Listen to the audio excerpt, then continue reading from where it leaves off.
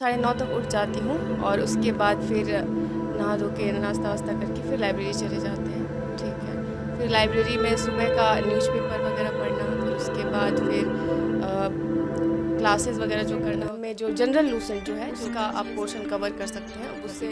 पर हाँ, थॉरोली जो करंट अफेयर्स होता है तो पहले मैं 65th में क्या की थी कि जो उसी को फॉलो करके चली जा रही थी, जिसकी उसमें हाँ बहुत वन लाइनर के लिए जो बुक होती है वो मैंने फॉलो किया था ऑब्जेक्टिव। के अलावा यूपीएससी की प्रिपरेशन कर रही थी तो जीएस के लिए मुझे अलग से नहीं पढ़ना पड़ा। अल्टीमेट अभी हमारे साथ नेहा मैम है। मैम का सिलेक्शन 66 बीपीएससी में हुआ है। मैम से बातचीत करने वाले कि मैम ने कैसे तैयारी किया, क्या क्या पढ़ाई की, टाइम टेबल, बुक लिस्ट, सब कुछ पे बात करने वाले थे। यदि आप लोग नया है तो चैनल को सब्सक्राइब करो और अंत तक बने रहे।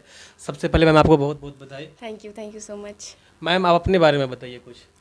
मेरा नाम नेहा कुमारी है और 66 बीपीएससी में मैंने 533 रैंक सिक्योर किया है और मुझे बीपीआरओ मिला है, ब्लॉक पंचायती राज ऑफिसर का पोस्ट में अलॉट हुआ है।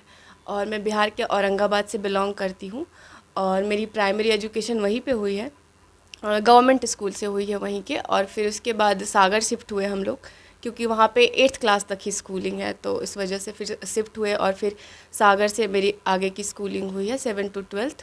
और फिर उसके बाद वहीं के सेंट्रल यूनिवर्सिटी से, डॉक्टर हरी सिंह गौर सेंट्रल यूनिवर्सिटी से मेरी ग्रेजुएशन हुई है। ग्रेजुएशन में मैंने बीएससी किया है फिजिक्स, मैथ्स और स्टैटिस्टिक्स से। मैम पूरे दिन का अपना टाइम टेबल बताइए। पूरे दिन में तो मैं 9 साढ़े 10 तक, मतलब 9 साढ़े 9 तक उठ जाती हूँ और उसके बाद फिर नहा धो के नाश्ता वास्ता करके फिर लाइब्रेरी चले जाते हैं। ठीक है, फिर लाइब्रेरी में सुबह का न्यूज़पेपर वगैरह पढ़ना, फिर उसके बाद फिर क्लासेस वगैरह जो करना होता है तो क्लासेस भी करते हैं, जैसे कि लैपटॉप वगैरह पे क्लासेस होती है वो क्लासेस करते हैं। उसके बाद फिर एक शिफ्ट जीएस का होता है, फिर एक ऑप्शनल का होता है, ऐसे 3-3 घंटे में शिफ्ट बटा होता है। जी, प्रीलिम्स के लिए मैम कुछ स्ट्रेटजी बताइए नए एस्पिरेंट के लिए। प्रीलिम्स के लिए तो ऑब्जेक्टिव ज़्यादा से ज़्यादा, मतलब जितने भी मॉक लगा सकें वो, जैसे बीपीएससी में जैसा आता है वो लगाएं। उसके अलावा प्रीवियस ईयर के लगा सकते हैं क्वेश्चन, क्योंकि कुछ कुछ क्वेश्चन रिपीट भी होते हैं तो इस वजह से वो लगा सकते हैं। इसके अलावा बुक्स तो हैं ही जो स्टैंडर्ड, वो फॉलो करना चाहिए। जैसे कि बताएं कुछ बुक्स वगैरह का नाम बताइए। जैसे मैंने इम्तियाज़ अहमद का बिहार स्पेशल के लिए फ़ॉलो किया था, जो कि ऑब्जेक्टिव है और डिस्क्रिप्टिव दोनों, तो ऑब्जेक्टिव और डिस्क्रिप्टिव दोनों फॉलो किया था मैंने। उसके अलावा करंट अफेयर्स के लिए मैंने एडिटोरिया फॉलो किया था, जो यूट्यूब चैनल है उसको भी फॉलो किया था, और जो उनकी किताब है करंट अफेयर्स की वो भी फॉलो किया था। और इसके अलावा स्पीडी जो है वो फॉलो किया था, क्योंकि वन लाइनर करंट अफेयर्स पूछती है बीपीएससी, इस वजह से। जी, हिस्ट्री वगैरह के लिए बताइए मैम क्या किया था प्रैक्टिस, हिस्ट्री, ज्योग्राफी, साइंस के लिए।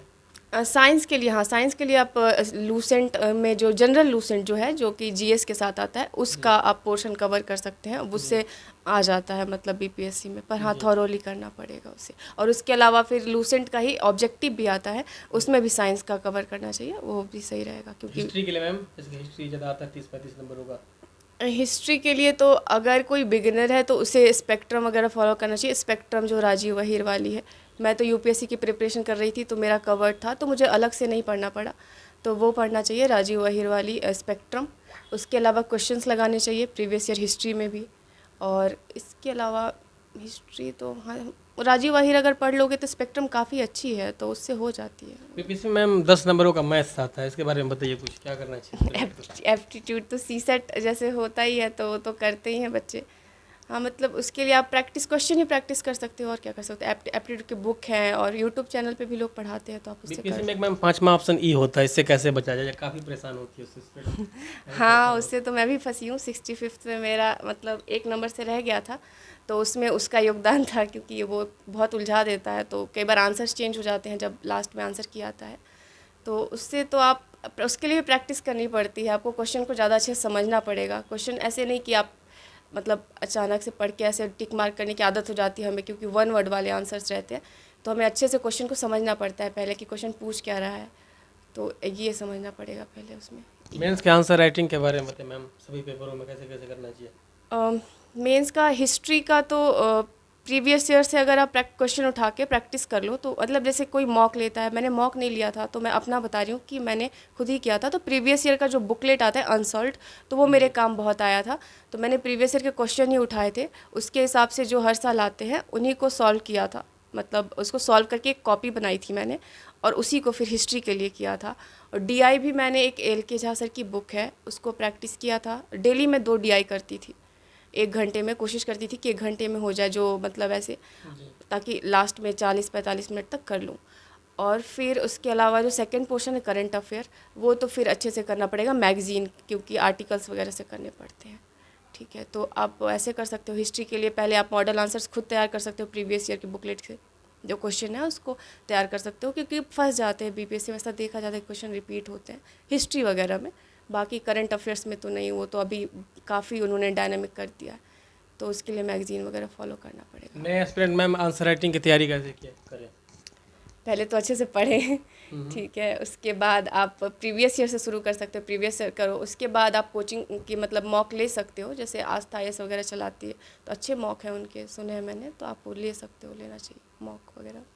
अच्छा, ऑप्शनल मैम आपका क्या था और नए एस्पिरेंट कैसे ऑप्शनल का चयन करें?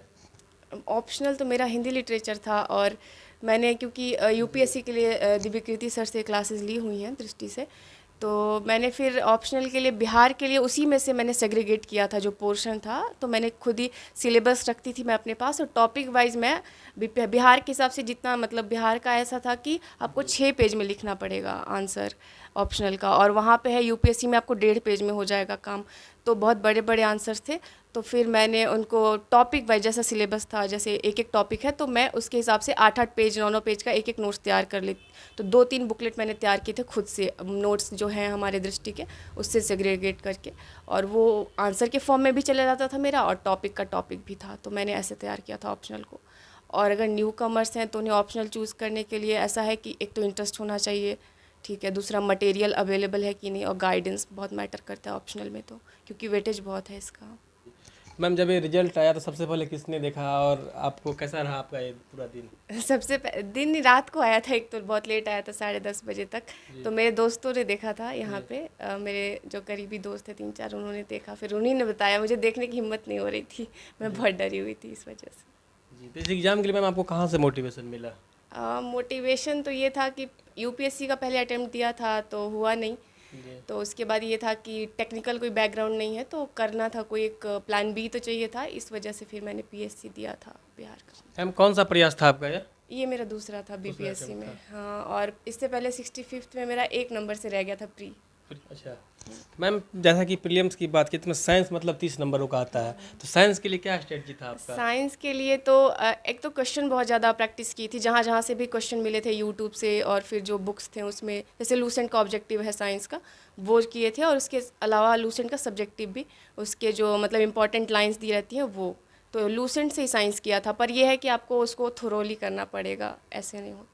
जैसे कि मैम बीपीएससी प्रीलिम्स की बात की तो ज्योग्राफी का क्वेश्चन उसमें कहा जाता है कि डिफिकल्ट आता है, जहाँ तक कि और सब्जेक्ट में आता है तो प्रीवियस ईयर पे आधारित होता है कहीं ना कहीं, लेकिन ज्योग्राफी कुछ अलग होता है, तो ज्योग्राफी में के लिए आपने क्या ऐसा किया था कुछ? ज्योग्राफी के लिए कुछ नहीं, एटलस आप अगर मतलब देखें तो वर्ल्ड एटलस से भी आता है, और एटलस से ज़्यादा आता है क्योंकि वो लोकेशंस वगैरह पूछते हैं, तो ऐसे तो आपको एटलस करना पड़ेगा इंडिया का और वर्ल्ड का, वही कर सकते हो आप उसके लिए। और फिर बाकी अगर न्यू कमर्स है तो अगर यूपीएससी के लिए कर रहे हैं तो उनका तो हो ही जाएगा, और बीपीएससी के लिए है तो फिर उनको ज्योग्राफी अच्छे से पढ़ना पड़ेगा, मतलब बुक्स वगैरह जो है स्टैंडर्ड वो पढ़नी पड़ेंगी। मेंस की आंसर राइटिंग के बारे में बताइए मैम आपने कुछ। मेंस के आंसर राइटिंग तो मैंने चूँकि मैंने कोई टेस्ट सीरीज़ नहीं लिया था, मुझे मेंस इंग्लिश में देना था और मेरा फॉर्म हिंदी में भरा गया था, और कोई एडिट करने का कोई ऑप्शन नहीं था, ठीक है, तो फिर मैंने हिंदी में ही दिया था। मैंने टेस्ट सीरीज़ भी नहीं लिया था क्योंकि कोरोना हो गया था मुझे अप्रैल में, उस टाइम चल रहा था, तो फिर और उसके बाद फिर टेस्ट सीरीज़ नहीं लिया था, अचानक से डेट आया था मेंस का, 1 महीना था तो उसमें कुछ टेस्ट सीरीज़ नहीं लिया था, फिर मैंने सेल्फ से ही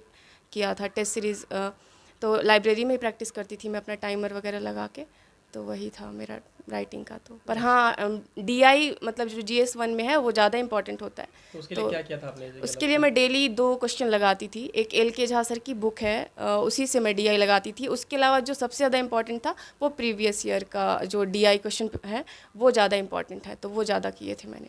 अच्छा मैम, आपका ऑप्शनल क्या था? मेरा ऑप्शनल हिंदी लिटरेचर है। तो ऑप्शनल का चयन मैम कैसे करना चाहिए नए एस्पिरेंट को? ऑप्शनल का एक तो इंटरेस्ट होना चाहिए, दूसरा ये कि मटेरियल है, गाइडेंस है, और तीसरा अगर बैकग्राउंड से मिलता जुलता इंटरेस्ट है आपका ज़्यादा तो कर सकते हो, ये कर सकते तो आपने जैसा कि हिंदी साहित्य लिया तो क्यों लिया आखिर? मैं मतलब स्टैटिस्टिक्स से करना चाहती थी, पर इधर उतना ज़्यादा गाइडेंस और वो टीचर मुझे समझ नहीं आए, तो फिर उसके बाद यहाँ पे हिंदी का ज़्यादा क्रेज़ था और फिर हिंदी कहानी वगैरह पढ़ना तो सबको पसंद होता है, तो मैंने पढ़ के देखा और दिव्य कीर्ति सर से ही मैंने लिया था। तो मुझे मतलब सर ने बहुत अच्छे से पढ़ाया और मुझे मतलब बहुत अच्छा लगा लिटरेचर पढ़ के, और बहुत सारी चीज़ें सीखी मैंने लिटरेचर के थ्रू। ऐसा नहीं है कि साहित्य है तो सिर्फ साहित्य, जीवन की बहुत सारी चीज़ें सर बहुत अच्छा पढ़ाते हैं। मैं ये स्टूडेंट्स से ज़रूर कहूँगी कि जो उनके नोट्स हैं और जो सर पढ़ाते हैं, जो क्लासेस हैं, वो बहुत सफिशिएंट होता है अगर आप लिटरेचर लेने का सोच रहे हैं तो। मैम इंटरव्यू की तैयारी कैसे किया था आपने? इंटरव्यू के लिए मैंने आस्था आईएएस से लिया था, गाइडेंस प्रोग्राम जो चलाते हैं, तो वो लिया था मैंने आस्था आईएएस का। तो उसमें उन्होंने 3 मॉक दिया था और क्लासेस भी थी, तो उन्हीं से गाइडेंस लिया जैसे कि मैम कोचिंग में आपने मॉक दिया होगा और वहाँ पे रियल में इंटरव्यू दिया, दोनों में क्या डिफरेंस लगा था आपको? था। कोचिंग में मैं बहुत डर जाती थी एक्चुअली। हाँ, मैं कभी भी स्टेज और ये सब ज़्यादा मतलब एक्टिव नहीं रही हूँ, तो मैं कोचिंग में हमेशा डर जाती थी। तो सारे मॉक में मेरा यही रिव्यू था कि थोड़ा कॉन्फिडेंस लाओ, मतलब नर्वस हो जाती थी ज़्यादा। लेकिन उस दिन नहीं हुई थी मैं नर्वस, तो वो ज़्यादा था क्योंकि वहाँ पे एक्चुअल में था, तो मुझे था कि इस दिन अगर ख़त्म हो गया तो सब चला जाएगा। तो उस दिन मैं डरी नहीं थी और मेरे पेरेंट्स भी मेरे साथ थे, तो अच्छा था वो दिन।